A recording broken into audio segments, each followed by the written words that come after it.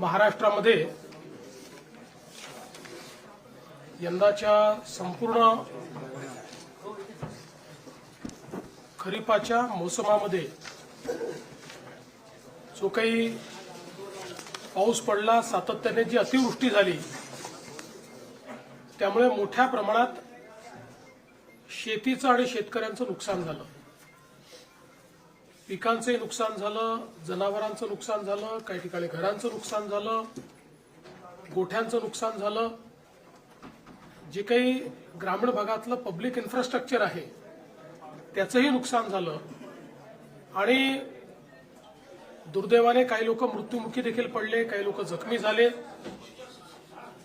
असं एक प्रचंड आपल्याला चित्र भीषण अशा प्रकारचं पाहायला मिळालं. आम्ही देखील वेगवेगळ्या ठिकाणी प्रत्यक्ष जाऊन या परिस्थितीची पाहणी केली. सातत्याने शेतकऱ्यांशी आम्ही चर्चा केली आणि एक प्रकारे दिलासा आपल्याला कसा देता येईल याचा प्रयत्न आम्ही केला.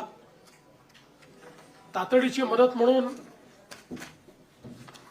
ज्यांच्याकडे नुकसान झालेलं आहे, त्यांना घरामध्ये पाणी शिरलं आहे, त्यांना 10,000 रुपये देण्याचा विषय असेल किंवा गहू तांदूळ देण्याचा विषय असेल, त्या ठिकाणी वेगवेगळ्या प्रकारे छोटी मोठी मदत जी आहे ती मदत करण्याचं काम आपण सुरू केलं.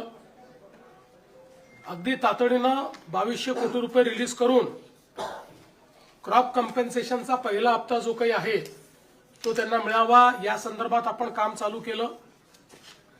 आणि त्यानंतर आम्ही सातत्याने आपल्याला जास्तीत जास्त मदत कशी करता येईल याचा प्रयत्न करत होतो. आपल्याला कल्पना आहे की शेतकऱ्याचं आपल्या पिकावर पोटच्या पोराप्रमाणे प्रेम असतं आणि अशा परिस्थितीत पीक करपून गेलं, त्या ठिकाणी पाणी साचलं, अशी जी काही अवस्था पाहायला मिळाली, झोपलेलं पीक पाहायला मिळालं, चिखल पाहायला मिळाला आणि अनेक ठिकाणी तर जमीनच खरडून गेली. त्यामुळे रबीची पेरणी करण्याचीही क्षमता त्या ठिकाणी उरली नाही. खरं म्हणजे यातनं जे काही आर्थिक आणि मानसिक अशा दोन्ही प्रकारचा त्रास शेतकऱ्यांना होतो त्याचं 100% कम्पेन्सेशन कोणीच देऊ शकत नाही. मात्र आमचा शेतकरी पुन्हा आपल्या पायावर उभा राहायला पाहिजे आणि भविष्यामध्ये पुन्हा शेतकरी आणि शेती ही उभी राहिली पाहिजे. या दृष्टीनं आम्ही जास्तीत जास्त रिसोर्सेस याच्याकडे वळवण्याचा निर्णय घेतला आणि त्या दृष्टीने आम्ही कम्पेन्सेशनच्या संदर्भातलं एक पॅकेज तयार केलेलं आहे. साधारणपणे आपण जर बघितलं तर महाराष्ट्रामध्ये 1,43,52,281 हेक्टर एवढ्या जमिनीवर पिकांची लागवड झाली होती. यापैकी साधारणपणे 68,69,756 हेक्टर एवढ्या जमिनीवरचं पिकांचं नुकसान झालेलं आहे. यात काही जमिनीवर अंशतः आहे आणि मोठ्या प्रमाणात पूर्णतः नुकसान आपल्याला पाहायला मिळतं आहे. साधारणपणे मेजर नुकसान जे आहे ते 29 जिल्ह्यांमध्ये झालेलं आहे. 253 तालुके हे जवळपास सरसकट आम्ही घेतलेले आहेत की ज्या ठिकाणी आम्ही मदत करतो आहोत, ज्यामध्ये 2059 मंडळ आहेत की ज्या मंडळांमध्ये क्रॉप डॅमेज झालेला आहे. त्यामुळे 65 मिलीमीटरची अट आम्ही ठेवलेली नाही. जिथे क्रॉप डॅमेज आहे असं सगळं कव्हर करून त्या ठिकाणी मदत करण्याचा निर्णय आपल्या सरकारने त्या ठिकाणी घेतलेला आहे. एकूण सर्व प्रकारची जी मदत आपण करतो आहे, ज्यामध्ये क्रॉप डॅमेज आहे, ज्यामध्ये खरडून गेलेल्या जमिनीचा विषय असेल किंवा मृत व्यक्तींना मदत असेल, जखमींना मदत असेल, इस्पितळातली मदत असेल, 10,000 रुपये जे आपण देतो ती मदत असेल, पूर्णतः जे नष्ट झालेले पडझड झालेले घरं आहेत जी 100% गेली आहेत त्याला पूर्णपणे आपण नव्याने घरं बांधण्याकरता त्या ठिकाणी मदत करणार आहोत आणि नव्याने प्रधानमंत्री आवास योजनेतला नवीन घर समजून त्याला पूर्ण पैसे देऊन त्या ठिकाणी त्या घराची निर्मिती आपण करणार आहोत. डोंगरी भागातली देखील जी घरं आहेत त्यांना 10,000 रुपये जास्तीचे देऊन त्या घरांना देखील आपण मदत करणार आहोत. जिथे अंशतः घरांची पडझड झाली आहे त्यांनाही मदत करणार आहोत. झोपड्यांची जिथे पडझड झाली आहे त्यांनाही मदत करणार आहोत. त्यासोबत गोठ्याची मदत आपण वेगळी करणार आहोत. दुकानदारांचं देखील नुकसान झालेल्या जवळपास 50,000 रुपयापर्यंतचं दुकानदारांना देखील आपण त्या ठिकाणी मदत करणार आहोत. दुधाळ जनावरं जी आहेत याच्याकरता जवळपास 37,500 रुपयापर्यंत प्रति जनावर अशा प्रकारे मदत करण्याचा आपण निर्णय घेतलेला आहे. आणि एनडीआरएफ मध्ये 3 जनावरांपर्यंतची जी काही मर्यादा आहे ती आपण काढून टाकलेली आहे. जेवढ्या जनावरांचं त्या ठिकाणी मृत्यू झाला असेल त्या प्रत्येक जनावराकरता राज्य सरकारच्या वतीनं कॉम्पेन्सेशन देण्यात जाईल. ओढकाम करणारी जी जनावरं आहेत त्याच्याकरता 32,000 रुपये प्रति जनावर देण्यात येईल. कुक्कुटपालनाकरता देखील आपण त्या ठिकाणी जो काही आपला दर आहे तो 100 रुपये प्रति कोंबडीप्रमाणे जेवढं नुकसान झालं असेल तेवढं देणार आहे.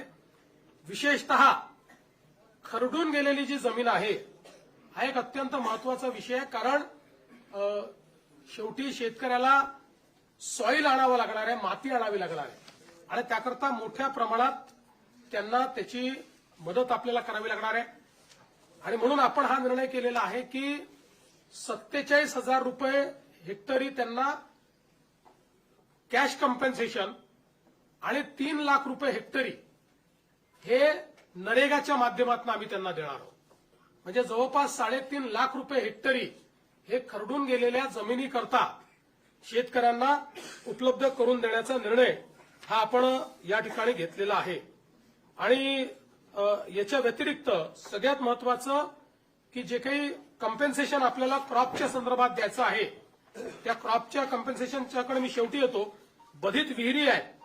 आता ज्या विहिरींमध्ये गाळ गेला आहे, ज्या विहिरींचं नुकसान झालेलं आहे याकरता एनडीआरएफचे कुठलेही नॉर्म्स नाहीत तरी देखील राज्य सरकारने एक विशेष बाब म्हणून 30,000 रुपये प्रति विहीर ही मदत करण्याचा निर्णय घेतलेला आहे. ज्यातनं हा गाळ काढणे आणि ती विहीर सुस्थितीत आणणे हे काम देखील आपण करणार आहोत. यासोबत अन्नधान्याच्या किट्स वगैरे आपण त्या ठिकाणी देतो ते मी यापूर्वी देखील सांगितलेलं आहे. आपण 2 अजून निर्णय याच्यात घेतले आहेत की जे काही इन्फ्रास्ट्रक्चरचं नुकसान झालं आहे ग्रामीण भागामध्ये त्याकरता 10,000 कोटी रुपये इन्फ्रास्ट्रक्चरच्या नुकसानीकरता आपण उपलब्ध करून देणार आहोत. डीपीसी मध्येही 5% अशा प्रकारे पूरग्रस्त भागातल्या कामाकरता आपण जवळपास 1,500 कोटी रुपये हे आपण उपलब्ध करून दिलेले आहेत. एक मागणी सातत्याने यायची, ओला दुष्काळ जाहीर करा, ओला दुष्काळ जाहीर करा. त्या संदर्भात आम्ही जी घोषणा केली होती त्यानुसार टंचाई म्हणजे ज्याला आपण बोलीभाषेत दुष्काळ म्हणतो किंवा अवर्षण असतं त्या वेळच्या ज्या काही उपाययोजना आहेत त्या सगळ्या उपाययोजना याला ओला दुष्काळ किंवा ओल्या टंचाईचा काळ समजून त्या सगळ्या उपाययोजना आपण त्या ठिकाणी करणार आहोत. ज्यामध्ये जमीन महसुलात सूट असेल, कर्जाचं पुनर्गठन असेल, शेतीशी निगडीत कर्जाच्या वसुली स्थगिती असेल, कृषी पंपाच्या चालू वीज तर बिल तर आता लागतच नाही त्यामुळे तो विषय संपलाय. वीज बिल आम्ही वसूलच करत नाही. शालेय व महाविद्यालयीन विद्यार्थ्यांना परीक्षा शुल्कात माफी हे देखील करण्यात येणार आहे. आणि रोयो अंतर्गतच्या कामाच्या निकषात ज्या काही सुधारणा करायच्या त्या आपण करणार आहोत. आणि विशेषतः अतिवृष्टी व पूर परिस्थितीमध्ये हे जे काही तालुके आपण जाहीर केले आहेत तिथे शेतीच्या वीज पंपाची जी काही वीज जोडणी आहे ती त्या ठिकाणी अबाधित राहील. त्याचं नुकसान झालं असेल तर त्याची भरपाई मिळेल. अशा सगळ्या गोष्टी ज्या आपण दुष्काळाच्या म्हणजे टंचाईच्या काळात करतो त्या सगळ्या गोष्टी आता देखील आपण या ठिकाणी लागू केलेल्या आहेत. आता मी याच्याकडे वळतो की आपण शेतकऱ्यांना जी थेट मदत करणार आहोत म्हणजे ही आधीची सगळी मदत शेतकऱ्यांनाच आहे पण क्रॉप कॉम्पेन्सेशन तर क्रॉप कॉम्पेन्सेशनच्या संदर्भात आपल्याला कल्पना आहे की या ठिकाणी साधारणपणे एनडीआरएफच्या नियमाप्रमाणे 8,500 रुपये आपण या ठिकाणी कोरडवाहूला देतो. हंगामी बागायतीला 17,000 रुपये हेक्टर देतो आणि बागायतीला आपण 22,500 रुपये हेक्टर देतो. त्याप्रमाणे जवळपास या ठिकाणी आपण 65 लाख हेक्टर करता 6,175 कोटी रुपये देण्याचा निर्णय केलेला आहे. ते पैसे आपण देणार आहोत. आणि याच्या व्यतिरिक्त आपण हा निर्णय केलेला आहे की आता आमच्या शेतकऱ्याला किमान रबीचं पीक घेता आलं पाहिजे. त्याकरता बियाणं असतील किंवा इतर गोष्टींकरता आपण प्रति हेक्टरी अतिरिक्त 10,000 रुपये देण्याचा निर्णय केलेला आहे. त्यामुळे याकरता देखील 6,500 कोटी रुपये आपल्याला लागणार आहेत. म्हणजे आता जर आपण विचार केला तर जो कोरडवाहूचा आमचा शेतकरी आहे यांना हेक्टरी 18,500 रुपये मिळतील. जो आमचा हंगामी बागायती शेतकरी आहे त्याला 27,000 रुपये हेक्टरी मिळतील. आणि जो आमचा बागायती शेतकरी आहे त्याला 32,500 रुपये हे हेक्टरी देण्याचा निर्णय केला आहे. याच्या व्यतिरिक्त जवळपास 45 लाख आपले शेतकरी जे आहेत यांचा विमा आपण उतरवलेला आहे. विमा उतरवलेल्या शेतकऱ्यांना याच्या व्यतिरिक्त आता त्याचं कॅल्क्युलेशन चाललेलं आहे, पण याच्या व्यतिरिक्त अगदी कन्झर्वेटिव्ह साईडला जरी आपण पकडलं तरी ज्यांचं पूर्ण नुकसान झालेलं आहे अशा शेतकऱ्यांना साधारणपणे 17,000 रुपये हेक्टरी विम्याचे पैसे मिळतील. त्यामुळे आपण जर बघितलं तर ज्यांनी विमा उतरवलेला आहे अशा शेतकऱ्यांना साधारणपणे त्यातले जे कोरडवाहूचे शेतकरी आहेत त्यांनाही 35,000 मिळतील आणि जे बागायती आहेत त्यांना तर 50,000 प्रति हेक्टरच्या वर एकंदरीत पैसे जे आहेत ते या ठिकाणी प्राप्त होणार आहेत. आणि साधारणपणे आपण जर एकूण राज्य सरकारने या ठिकाणी जो काही आता याच्यावर नियतवेग दिलेला आहे त्याचा एकत्रित अंदाज बांधला. आम्ही याच्यामध्ये साधारणपणे इन्शुरन्सचे पैसे जे आहेत ते 5,000 कोटीच पकडले आहेत, पण आमचा अंदाज आहे 7,500 ते 10,000 कोटी रुपये आम्हाला त्यातनं मिळतील. पण कन्झर्वेटिव्ह अंदाज आम्ही पकडलाय कारण त्या संदर्भात अजून क्लेम जाणे आणि ती सगळी प्रोसेस होणे आहे. पण हा जरी आपण पकडला कन्झर्वेटिव्ह अंदाज तरी एकूण राज्य सरकारच्या वतीनं 31,628 कोटी रुपयांचं पॅकेज हे आपण या ठिकाणी देतो आहोत की ज्या माध्यमातून 31,628 कोटी एवढं पॅकेज म्हणजे जवळपास 32,000 पर्यंत हे पॅकेज चाललेलं आहे. अशा 32,000 कोटीपर्यंत अशा प्रकारचं हे पॅकेज या ठिकाणी आपण दिलेलं आहे. आणि आपला प्रयत्न आहे की यातला जेवढा जास्तीत जास्त पैसा हा आपल्याला या ठिकाणी दिवाळीच्या आधी देता येईल. किमान क्रॉप कॉम्पेन्सेशनचे पैसे वगैरे जे काही आहेत हे जेवढे जास्तीत जास्त दिवाळी आधी पुश करता येतील. बाकी तर जे मृत व्यक्तींचं सहाय्य आहे, जखमींचं सहाय्य वगैरे हे आम्ही ऑलरेडी देऊन टाकले आहेत. 10,000 रुपये जे द्यायचे आहेत ते ऑलरेडी देऊन टाकलेले आहेत. बऱ्याच गोष्टी आपण यातल्या दिलेल्या आहेत. काही गोष्टी ज्या राहिलेल्या आहेत त्या सगळ्या गोष्टी आणि क्रॉप कॉम्पेन्सेशनचे पैसे हे आपण त्या ठिकाणी देण्याचा प्रयत्न करणार आहोत. आणि आपण जर विचार केला तर निव्वळ क्रॉप कॉम्पेन्सेशन करता आपण याच्यामध्ये जे पैसे देतो ते देखील जवळपास 18,000 कोटी रुपयांपेक्षा जास्त आहेत. म्हणजे मला असं वाटतं की आतापर्यंतच्या इतिहासात सर्वात जास्त पैसे हे क्रॉप कॉम्पेन्सेशनला देण्याचा प्रयत्न या ठिकाणी आपल्या सरकारच्या माध्यमातून आम्ही केलेला आहे. आम्ही तिघांनी बसून याच्यावर खूप विचार केला आणि हा निर्णय केला की 4 खर्च कमी करावे लागले तरी देखील आपण त्या संदर्भात मागे पुढे पाहू नये. कारण शेतकऱ्यांवर अभूतपूर्व अशा प्रकारचं हे संकट आहे आणि म्हणून आपण जे काही जास्तीत जास्त करता येईल तो करण्याचा प्रयत्न आम्ही करू. याच्या व्यतिरिक्तही आमचा हा प्रयत्न आहे. आज मुख्यमंत्री सहायता निधीला देखील मोठ्या प्रमाणात लोक मदत करतायत आणि त्याही माध्यमातून अनेक गोष्टी अशा असतात की ज्या आपल्या कुठल्याच नियमामध्ये आपल्याला कव्हर करता येत नाही. त्यामुळे अशा प्रकारच्या ज्या काही गोष्टी हळूहळू आढळतील त्याच्यावर आम्ही मुख्यमंत्री सहायता निधीतनं किंवा काही लोकांनी सीएसआर देखील देण्याचं मान्य केलं आहे. त्या सीएसआरच्या माध्यमातून आपल्याला कशी मदत करता येईल या संदर्भातला प्रयत्न आमचा असणार आहे.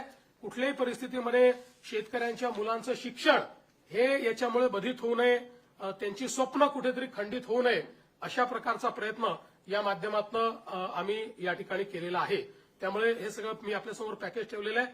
मी माननीय अजितदादा आणि शिंदे साहेबांना विनंती करतो की त्यांनी देखील मत याच्यावर व्यक्त करावं.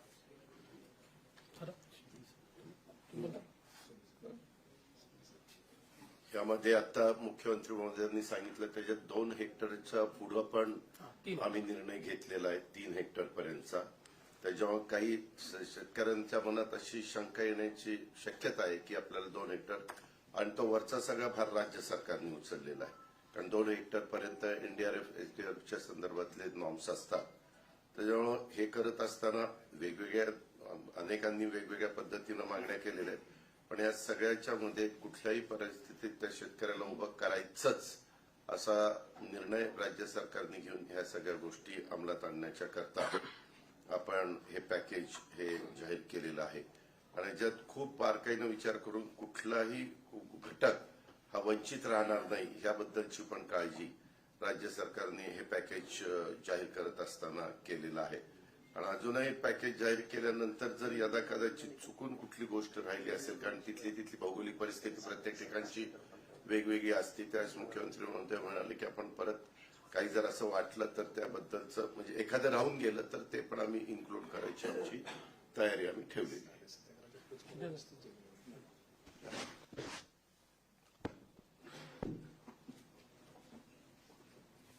यावर्षी अतिवृष्टीमध्ये 1 जून ते 30 सप्टेंबर पर्यंत अतिशय मोठं नुकसान शेतकऱ्यांचं झालं आणि प्रत्यक्ष संकट मोठं होतं.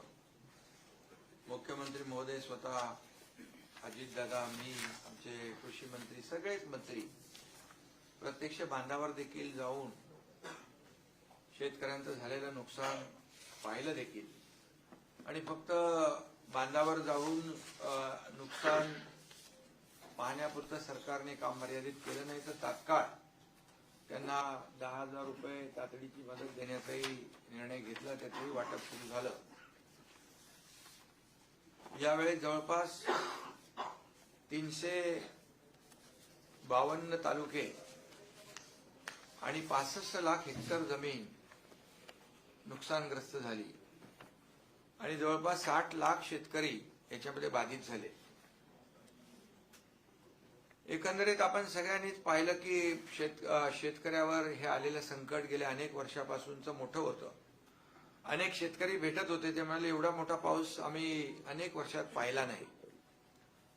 आणि म्हणूनच शेतकऱ्यांवर आलेला प्रसंग बाका होता, मोठा होता.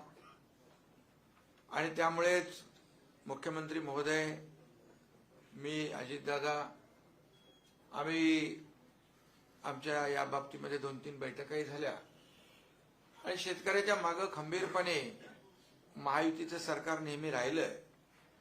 आणि यावेळचं संकट मोठं पाहिल्यानंतर किती काही ओढाताण असली तरी काही लोक विरोधी पक्ष असतील की शेतकऱ्यांना एवढं पॅकेज द्या, तेवढं पॅकेज द्या.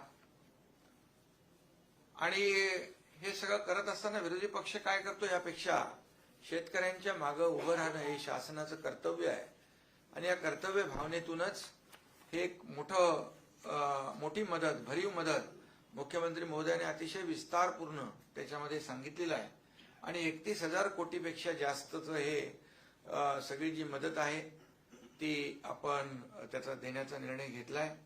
खरं म्हणजे यामध्ये उभी पिकं आडवी झाली होती, जमिनी खरडून गेल्या, काही नदीच्या प्रवाहामध्ये जमिनीच कापून गेल्या आणि त्याचबरोबर घरांची पडझड झाली, अंशताही झाली, पूर्णताही झाली, पशुधन वाहून गेलं, काही जीवितहानी झाली.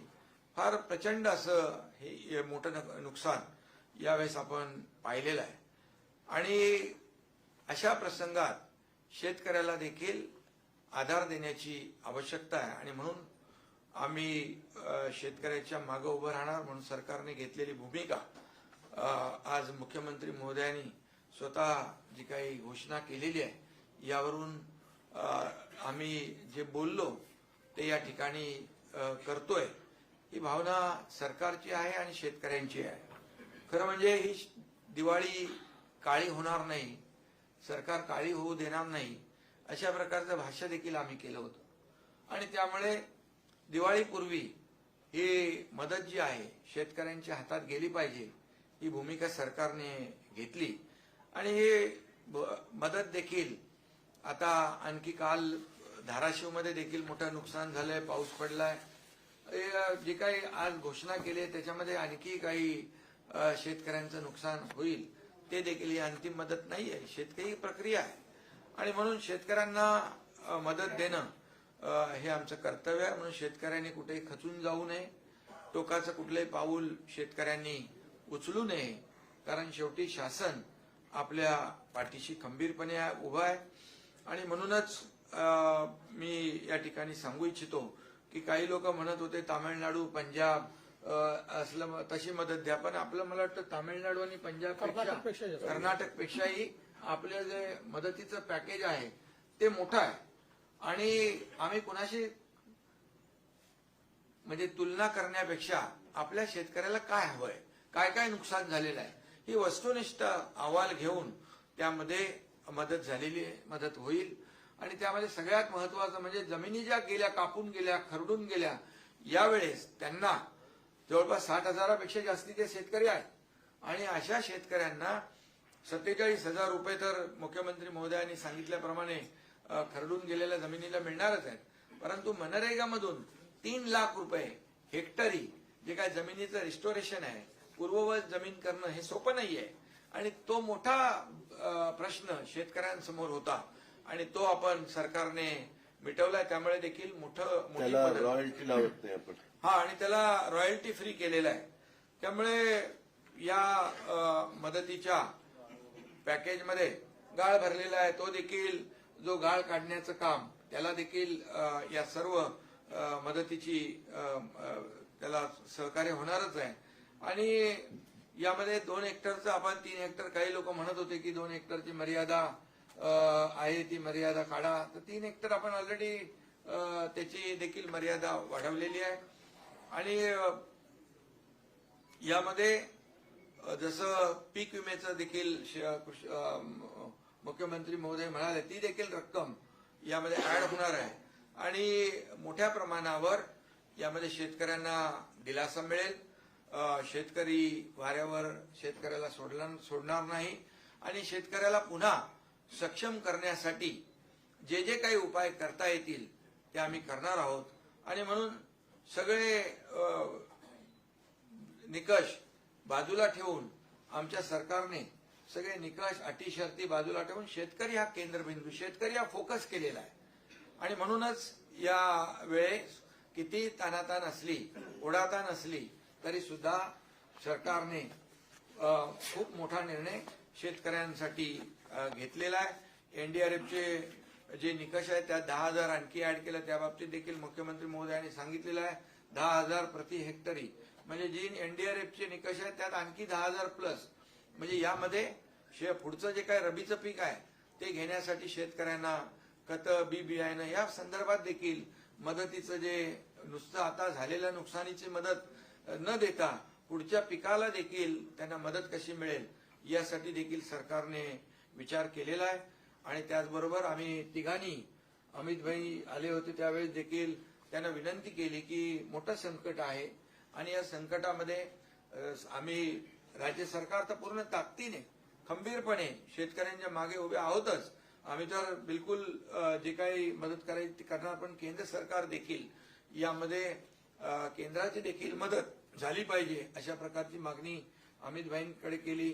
आदरणीय प्रधानमंत्री मोदीजींना देखील मुख्यमंत्री महोदयांनी आमच्या सहीचं पत्र दिलं, तिकडे देखील निवेदन दिलेलं आहे. आणि अमित भाईंनी देखील त्यांच्या परवाच्या जाहीर भाषणात देखील सांगितलं, महाराष्ट्रातल्या शेतकऱ्याच्या मागं केंद्र सरकार खंबीरपणे उभं राहील. आपला प्रस्ताव दाखल केला की तातडीने तो मान्य केला जाईल. त्यामुळे मला वाटतं की यावेळचं संकट मोठं बघून राज्य सरकारने मोठा निर्णय घेतलेला आहे. आकड्यामध्ये म्हणजे आपण आकडे पाहिले किंबहुना ज्या ज्या पद्धतीचं नुकसान शेतकऱ्यांचं झालंय या सर्व शेतकऱ्यांना पूर्णपणे मदतीचा हात राज्य सरकार देईलच आणि तो निर्णय आपण घेतलेलाच आहे. आणि यानंतर देखील काही छोट्या मोठ्या काही गोष्टी समोर येतील त्याला देखील सरकार हात आकडता घेणार नाही. आणि केंद्र सरकार देखील आदरणीय प्रधानमंत्री नरेंद्र मोदीजी नेहमीच शेतकऱ्यांच्या पाठी उभे राहिलेले आहेत. म्हणूनच तर त्यांनी दरवर्षाला शेतकरी सन्मान योजना सुरू केली. आपणही त्याच्यामध्ये तेवढेच 6,000 रुपयाची भर घालून नमो शेतकरी सन्मान योजना देखील सुरू केली. त्यामुळे शेतकऱ्यांच्या बद्दल असलेला जो काही जिव्हाळा आहे जी काय आपुलकी आहे, शेवटी शेतकरी आपला अन्नदाता आहे, मायबाप आहे, आणि म्हणून आज बळीराजाच्या डोळ्यामध्ये अश्रू आहे. ते अश्रू पुसण्याचं काम नक्की राज्य सरकार केल्याशिवाय राहणार नाही, आणि त्याचीच प्रतिपूर्ती आजच्या मुख्यमंत्री महोदयांनी डिटेलमध्ये जे काय घोषित केलं त्यातून येते. आणि केंद्र सरकार देखील यामध्ये भरीव मदत आपल्याला दिल्याशिवाय राहणार नाही. त्यामुळे पूर्णपणे शेतकऱ्याच्या मागे आम्ही उभे राहू आणि शेतकऱ्याला मोठा दिलासा देऊ. पुन्हा एकदा मी सांगतो की शेतकऱ्यांनी कुठेही खचून जाऊ नये. सरकार आपल्या पाठीशी आहे. कुठलंही टोकाचं पाऊल उचलू नये अशा प्रकारची विनंती या ठिकाणी आम्ही शेतकऱ्यांना करतोय. साहेब, हे 61,000 कोटीच्या पॅकेजपैकी आपण केंद्र सरकारकडे किती मागणी करणार आहोत? आणि दुसरं असं आहे की 2019ला कोल्हापूर सांगलीचा दुष्काळ असेल, 2022 जे कॉम्पेन्सेशन होतं ते एनडीआरएफच्या नॉर्म्सपेक्षा आपण युकेने किंवा टिपटीने कॉम्पेन्सेशन दिलं होतं. ते जरी 10,000 रुपये आपण वाढवले असेल तरी ते फक्त रबीच्या पिकांना मिळणार आहे, आणि रबीची पिकं ही 1/3 असतात फक्त खरीपात. याचा अर्थ फक्त 1/3 शेतकऱ्यांना ते कॉम्पेन्सेशन 10,000चं जे आहे ते मिळणार आहे. पहिली गोष्ट, आतापर्यंतच्या दिलेल्या सगळ्या पॅकेजपेक्षा हे मोठं पॅकेज आहे. याचं कारण एनडीआरएफची त्या काळात जी काही रक्कम होती त्याच्यापेक्षा आता एनडीआरएफनेच रक्कम वाढवलेली आहे. दुसरं, रबीचं पीक घेतो की नाही घेत हा भेद न करता 100% शेतकऱ्यांना 10,000 रुपये हेक्टरी आम्ही देतो. कारण आमची अपेक्षा अशी आहे की जो रबीचं पीक घेत नव्हता तोही आता घेईल. कारण त्याचं खरीपाचं पीक हे वाया गेलेलं आहे. शेतकरी कधीच रिकामा बसत नाही. त्याच्यामुळे पाणी उपलब्ध आहे. ज्यांची जमीन खरडून गेलेली नाही असे जे शेतकरी आहेत ते रबीचं पीक घेऊ शकतात. त्यामुळे 100% शेतकऱ्यांना, जेवढे याच्यामध्ये बधित शेतकरी आहे, 65 लाखाचा आकडा तो 68 लाखापर्यंत जाणार आहे, या सगळ्या शेतकऱ्यांना आम्ही हे 10,000 रुपये देतो. म्हणून मी म्हटलं आतापर्यंत आम्ही जे दिलेले आहेत त्यातलं सगळ्यात मोठं कॉम्पेन्सेशन यावर्षी दिलेलं आहे. विमा कंपन्या अनेकदा मदत करताना अटी शर्ती करतात आणि जी मदत मिळते ती अगदी किरकोळ असते. आणि आपली जी 3 हेक्टर पर्यंतची मर्यादेची अट आहे विमा कंपन्यांनाच तो लाभ असणार की विमा कंपन्या सरसकट सगळ्या जमिनीला भरपाई. विमा कंपन्यांना 2 हेक्टरची वगैरे अट नसते. विमा कंपन्या जेवढ्या जमिनीचा विमा उतरला त्याच्यावर ते देत असतात. आज सकाळीच केंद्रीय कृषी मंत्री शिवराज सिंग चौहान साहेब यांनी मला स्वतः फोन केला आणि त्यांनी सांगितलं की तुम्ही विम्याच्या संदर्भात जी काही कारवाई करावी लागते ती लवकर पूर्ण करा. मी स्वतः विमा कंपन्यांची बैठक घेऊन त्यांनी तातडीनं योग्य कॉम्पेन्सेशन दिलं पाहिजे याकरता त्यांच्यावर दबाव आणीन. त्यामुळे आता आम्ही आमची जी प्रोसेस आहे, जे व्हॅलिडेशन आपल्याला करून द्यावं लागतं, त्या प्रोसेसला आता आपण गती दिलेली आहे.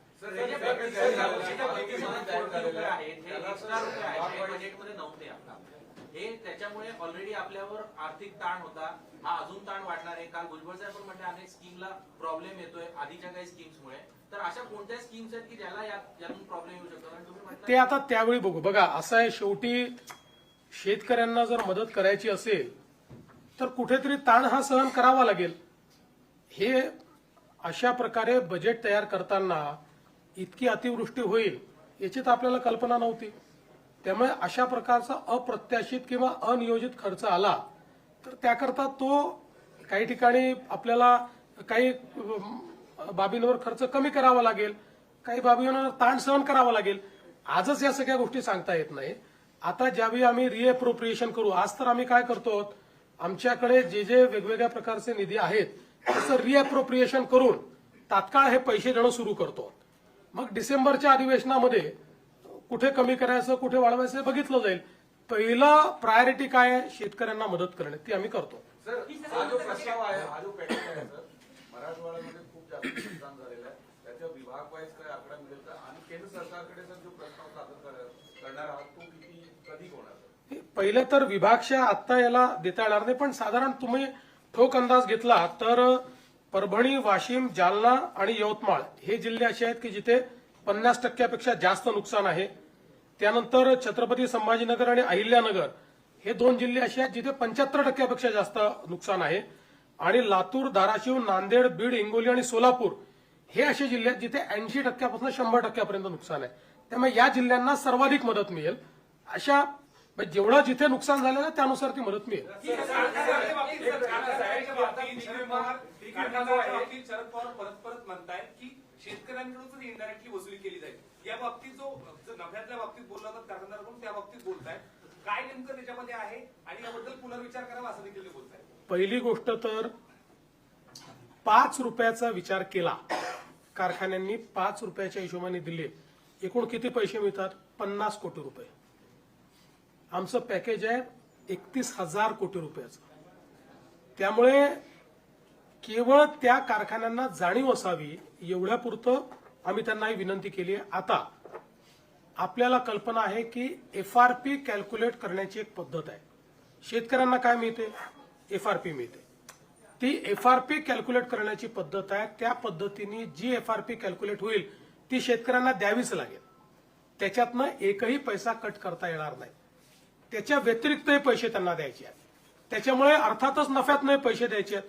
आज जर राज्य सरकार त्या ठिकाणी या सगळ्या कारखान्यांना अडचणीत आले तर कर्ज देतं, बिनव्याजी कर्ज देतं, कर्जामध्ये सूट देतं, इथेनॉल करता पैसे देतं, कोजेन करता पैसे देतं, कोजेनमध्ये शॉर्टफॉल आला तर त्याला पैसे देतं, त्यांची मार्जिन आली तर त्याला पैसे देतं. अशा परिस्थितीमध्ये शेतकऱ्यांवर त्या ठिकाणी अशा प्रकारचं काही समजा एखादं संकट आलं तर त्याच्यात मदत करायला हरकत काय? आणि साधारणपणे 200 कारखाने आपल्याकडे गाळप हंगामात असतात. कारखाने जास्त आहेत.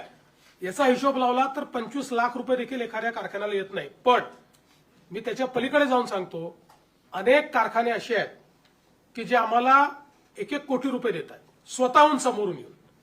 त्यांना ते सामाजिक जाणीव आहे. कोणी 75 लाख देत आहे, कोणी 1 कोटी देत आहे. त्यामुळे कुठेही शेतकऱ्यांवर याचा बोजा नाही. कारखान्यांनाही सामाजिक बांधिलकी समजली पाहिजे, एवढंच याच्या पाठीमागचं आमचं म्हणणं आहे.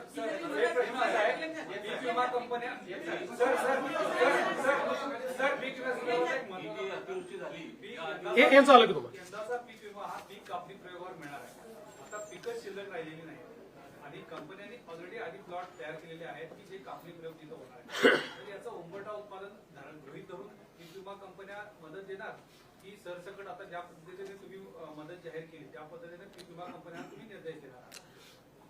पीक कापणी प्रयोगाचा अर्थ असा आहे की नेमकं पीक किती उरलेलं आहे ह्याचा अंदाज बांधला जातो. म्हणजे पिकाचं नुकसान किती झालेलं आहे. जिथे पीकच नाही, जिथे पूर्ण नुकसान झालेलं आहे त्या ठिकाणी पूर्ण नुकसानच पकडावं लागेल. तिथे पीक कापणी प्रयोगाचे काही विषय राहणार नाही. फक्त जाऊन त्या ठिकाणी त्यांना ते व्हॅलिडेट करावं लागेल. टाइम बाउंडच आहे ते. त्याचीच कारवाई आता चाललेली आहे. त्यामुळे 100% टाइम बाउंड आहे आणि त्या संदर्भात त्यांना जी काही मदत लागेल ती आम्ही करायला तयार आहोत. दुसरं तुम्ही जे म्हणालात, आम्ही पीक कापणी प्रयोगावर परत का आलो? यापूर्वी आम्ही काही ट्रिगर दिले होते. काही लोक म्हणतात ट्रिगर का काढले? आमचा 2 वर्षाचा अनुभव असा राहिला की या ट्रिगरमुळे पहिले 25% तर शेतकऱ्यांना तात्काळ मिळाले, पण नंतरचे 75% ट्रिगरमध्ये बसलेच नाही. त्यामुळे शेतकऱ्यांचं नुकसान झालं आणि म्हणून आम्ही म्हटलं ही पद्धत नको, जुनी पद्धत बरोबर आहे. कारण पीक कापणी प्रयोगामुळे 100% पैसे मिळतात आणि म्हणून आम्ही त्या पद्धतीकडे परत गेलेलो आहोत आणि त्या पद्धतीने विमा आम्ही देतो. सर, हे आपण वर्षानुवर्ष जे नद्यांचे गळे दाबले आणि अतिक्रमण त्या नद्यांवर झाले त्याचा एक मोठा परिणाम आपल्याला परवाच्या अतिवृष्टीमध्ये आणि त्यातून आलेल्या महापुरामध्ये दिसून आलेला आहे. सरकार आता हे कम्पेन्सेशन देताना दीर्घकालीन उपाययोजना काय विचार करत आहे? कारण की जे नद्यांचे गळे दाबले गेले, अतिक्रमण झाले, त्यातून हे सगळे प्रश्न मोठ्या प्रमाणात निर्माण झालेले आहेत. तुमचं म्हणणं अतिशय योग्य आहे. केवळ नद्याच नाही, नाले जे आहेत ते अधिक महत्वाचे आहेत. नाल्यांवरच्या अतिक्रमणामुळे आज विशेषतः मोठ्या प्रमाणात पाणी जमा होणं, शहरांमध्ये पाणी शिरणं, हे जे नुकसान होणं आहे ते नाल्यांच्या, कारण ते नॅचरल फ्लोचे सगळे त्या वाहिन्या आहेत आणि म्हणून निश्चितपणे या संदर्भात एक दीर्घकालीन उपाययोजना आपण करण्याचा विचार करतो. केंद्राकडे प्रस्ताव कधीपर्यंत जाईल? केंद्राचा प्रस्ताव हा एक मोठं फॉर्मॅट असतं. त्या फॉर्मॅटमध्ये तो तयार करावा लागतो. आपण आपलं कम्पेन्सेशन जेव्हा घोषित करतो त्यावेळेस आपण अनेक वेळा नजर आणेवारीवर देखील तो करू शकतो, त्याला काही अडचण नसते. पण केंद्राकडे पूर्ण फॅक्ट अँड फिगर्सचे जावं लागतं. त्यामुळे त्या संदर्भातली कारवाई आमची चाललेली आहे. प्रस्ताव केंद्राला एकदाच पाठवता येतो, तो परत रिवाईज नाही करता येत. म्हणून थोडा उशीर झाला तरी सगळ्या फॅक्ट अँड फिगर सहित आपलं योग्य कॉम्पेन्सेशन मागता आलं पाहिजे. त्या दृष्टीने आम्ही तो तयार करतो आहोत. त्याची एक प्रोसेस आहे, तो गेल्यानंतर त्यांची टीम येते. त्यामुळे पण जसं मी यापूर्वी देखील सांगितलं की त्याकरता आम्ही थांबणार नाही आहोत, कारण ते रिएम्बर्समेंट आहे. त्यामुळे आम्ही खर्च केला म्हणजे आता केंद्र देणार नाही असं नाहीये. आम्ही खर्च केला तर ते पैसे केंद्र रिप्लेस करून देतं. जसं आताही एनडीआरएफ मध्ये आपल्याला 3-4 हजार कोटी रुपये ऍडव्हान्स मध्ये दिले होते, ते आता आपल्याला खर्च करता येतात याच्यामध्ये. म्हणजे त्याच्यात ते ऍडव्हान्स मध्ये आपल्याला वर्षाच्या सुरुवातीलाच मिळतात. तसं याच्यामध्ये केंद्राच्या प्रस्तावाकरता ते अडणार काही नाही. आम्ही पैसे खर्च करू, केंद्राची सगळी प्रक्रिया आम्ही पूर्ण करू, त्यातनं जास्तीत जास्त कॉम्पेन्सेशन मिळवण्याचा प्रयत्न करू. ज्या जमिनी खरडून गेलेल्या आहेत त्या पुन्हा उपजाऊ करण्यासाठी बराच काळ लागेल असा अंदाज वर्तवला जातो. तर तुम्ही आर्थिक मदत तर दिली आहे, पण जमीन उपजाऊ व्हायला शेतकऱ्याला काही आणखी तुम्ही तोपर्यंत पर्यायी जागा देणार का, किंवा काही अभ्यासगट ठिकाणी नाही, याची आवश्यकता नाही आहे. जेव्हा जमीन खरडून जाते त्यावेळी आपण त्या ठिकाणी दुसरीकडनं माती आणतो, सॉइल आणतो. आणि जसं आता सोलापूरमध्ये प्रयोग सुरू केला, सर्वाधिक बाधित सोलापूर आहे. तर या ठिकाणी जो धरणांमध्ये गाळ वाहून आलेला आहे, हा गाळच उपसा करून तो शेतकऱ्याच्या शेतीमध्ये नेऊन टाकायचा. त्याकरता उपस्याला पैसे लागतात, त्याकरता ट्रान्सपोर्टला पैसे लागतात, ते सगळे लेबरचे पैसे लागतात, ते आम्ही उपलब्ध करून देतोय. आणि हा जो गाळ आहे हा इतका उपजाऊ असतो, म्हणजे अनेक वेळा अशा प्रकारचा आपण मागच्या काळामध्ये गाळमुक्त धरण, गाळयुक्त शिवार योजना केली. तर जेव्हा अशा प्रकारचा गाळ आणून आपण शेतीमध्ये टाकतो त्यावेळी आपल्याला जे वेगवेगळी खतं त्या ठिकाणी किंवा रासायनिक खतं यूज करावी लागतात, त्याचा उपयोग अगदी मिनिमम होतो आणि कदाचित पहिल्या वर्षी तो करावाही लागत नाही, म्हणजे कमीत कमी करावा लागतो. त्यामुळे ही अतिशय उपजाऊ अशा प्रकारची ती जमीन त्या ठिकाणी तयार होते. म्हणून वेगाने हे काम करता यावं म्हणूनच 2 भाग केलेले आहेत. याच्यातला जवळपास 47,000 रुपये कॅश कॉम्पेन्सेशन आहे आणि 3 लाख रुपये नरेगातले.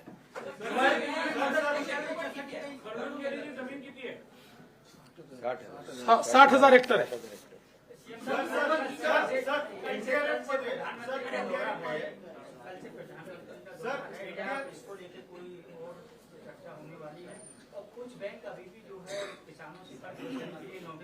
असं आहे की एखाद दुसरी बँक काहीतरी करते, पण त्याचा अर्थ संपूर्ण राज्यात होत आहे असं जे चित्र निर्माण केलं होतं हे चुकीचं आहे.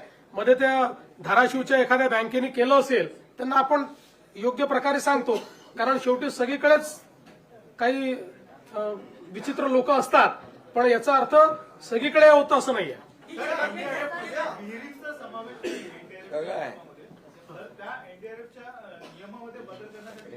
नाही, एनडीआरएफ मध्ये नसला तरी बदल करायला वेळ लागेल, म्हणून आम्ही घोषणा केली. एनडीआरएफ मध्ये नसलं तरीही आम्ही 30,000 रुपये विहिरीं करता देणार आहोत, राज्य सरकारच्या पैशातून देणार आहोत.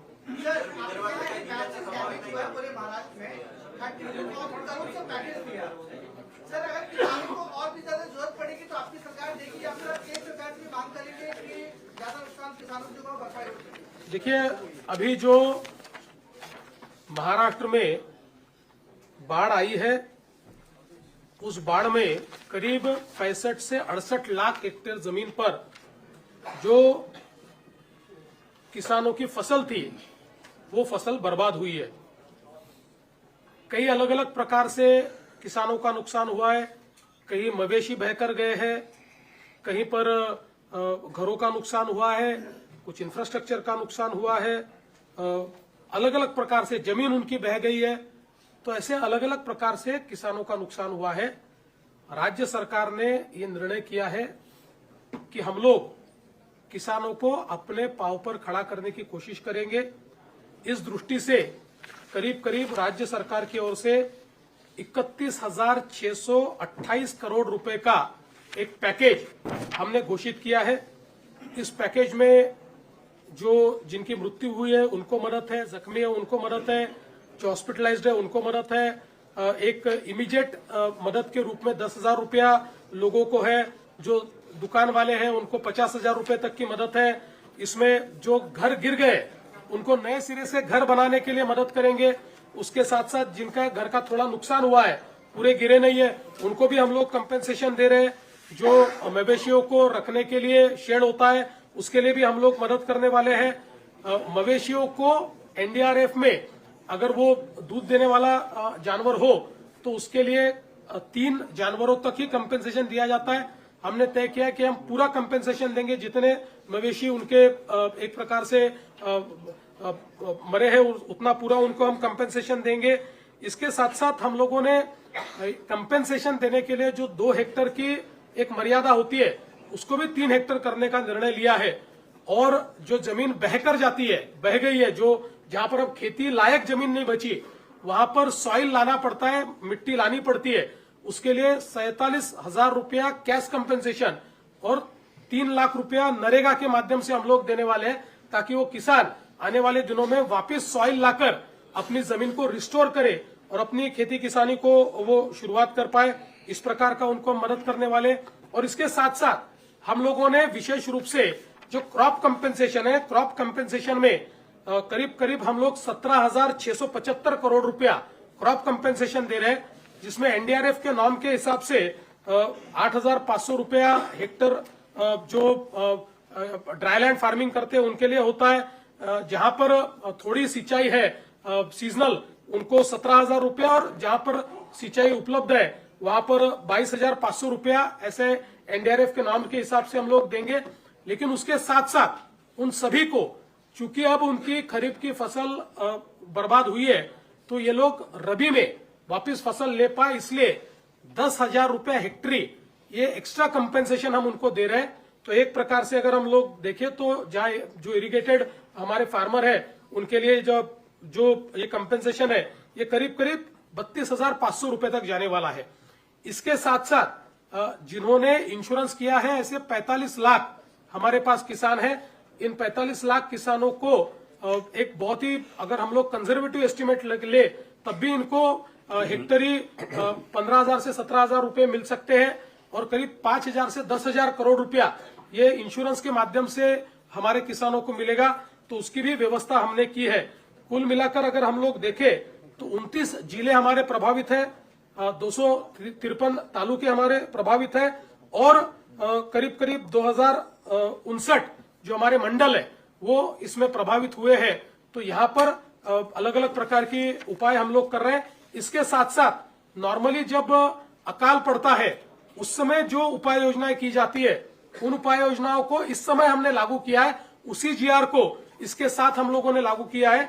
तो जिसमें जो हम लोग लैंड रेवेन्यू लेते हैं उसमें, या जो एक कर्जा होता है उसमें जो छूट देनी पड़ती है उसकी वसूली में, किसानों से हम बिजली का, तो अभी हमने बिजली मुफ्त की है तो उसमें तो कोई वसूली का सवाल ही नहीं उठता है।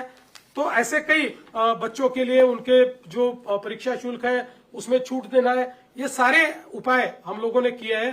कुल मिलाकर हमारा ये प्रयास है कि जो हमारे किसान हैं उन किसानों को हम लोग अपने पैरों पर वापस खड़ा कर पाए। देखिए, किसानों को जो मानसिक रूप से तकलीफ होती है, जो आर्थिक रूप से तकलीफ होती है, वो दोनों 100% उसका कंपेंसेशन कोई कर नहीं सकता, लेकिन कम से कम सरकार किसानों के पीछे खड़ा रहकर उनको रबी के लिए और अगले सीजन के लिए खड़ा कर पाए, इस दृष्टि से हमने इस पैकेज का निर्माण किया है। आपल्या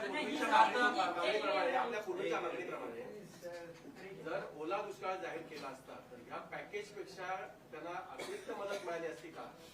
आणि आपण पूर्वी ती मागणी केली, एकही रुपया अतिरिक्त मिळाली नसते, कमी मदत मिळाली असते।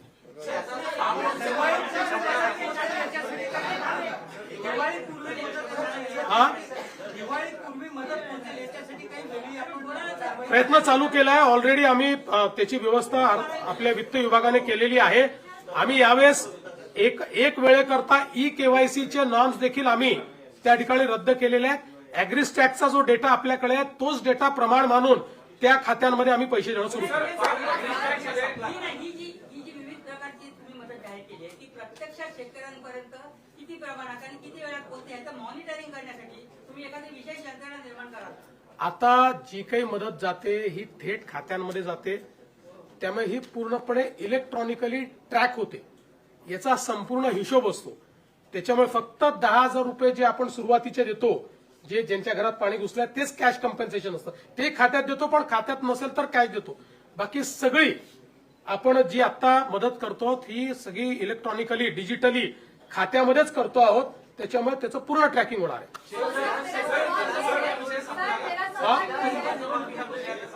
असं आहे की शेतकरी कर्जमाफीच्या संदर्भात जे आश्वासन या ठिकाणी आमच्या सरकारने दिलेलं आहे ते आम्ही पूर्ण करणारच आहोत. पण आमचे माननीय उद्धवजी हे नेहमी मी कर्जमाफी केली हे सांगत असतात.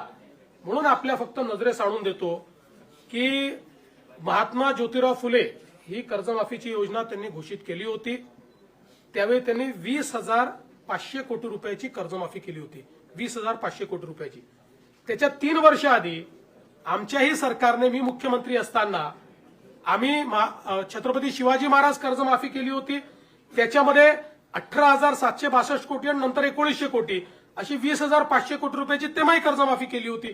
त्यामुळे उद्धवजींनी काहीतरी वेगळं केलं असं नाहीये. आधीच्या सरकारने केलं होतं. उलट उद्धवजींनी जे 50,000 रुपये नियमित कर्ज धारकांना द्यायचं कबूल केलं होतं, 2.5 वर्षात फुटकी कवडी दिली नाही. ती सगळी ज्यावेळेस शिंदेसाहेब मुख्यमंत्री झाले त्यावेळी आम्ही जवळपास 5,000 कोटी रुपये हे त्यावेळी दिले.